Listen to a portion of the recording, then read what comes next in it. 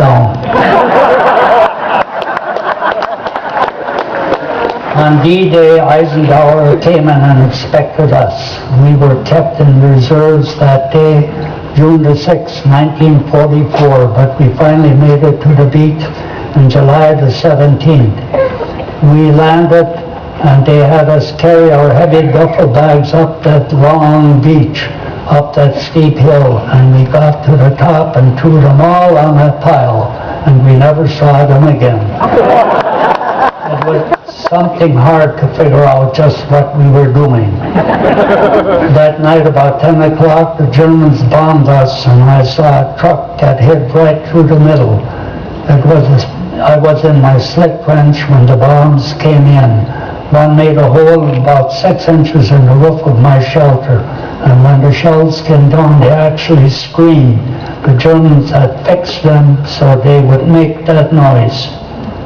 I was a scout in the infantry. We scouts were stuck between no man's land and the guys in back of us, right out in front of the fighting. We followed the Germans pretty close. We went into the Valley's Gap and found their jeeps still running.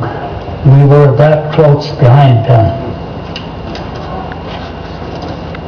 The weather was bad that summer. It rained for 3 weeks straight, and I didn't have a stitch of dry clothes on at that time, and the food wasn't great either. We didn't have any hot meals for 5 weeks, just C rations. That's like it should be K rations. We went through Belgium, Luxembourg, and Germany. I felt like I was the dumbest guy in the camp until we got to Germany. It turns out that I was the only guy who knew any German. My job was to take the old people out before they start shelling the towns. A lot of them didn't want to go. I shouted them heraus, which is out in German. And after the Allied forces would take a town, my job was to round up the mayor. It's the Bürgermeister for them. We made our way through Germany when we were in the Hürtgen forest near Aachen. I guess I didn't get close enough to a tree, and an 88 exploded and shrapnel got me in the right arm, my firing arm, chewed my muscles. But it did miss my nose at least. I don't know how, but it did. They took me to an evacuation hospital in Paris. Shock didn't set in for 2 hours, but when it did, it was hell.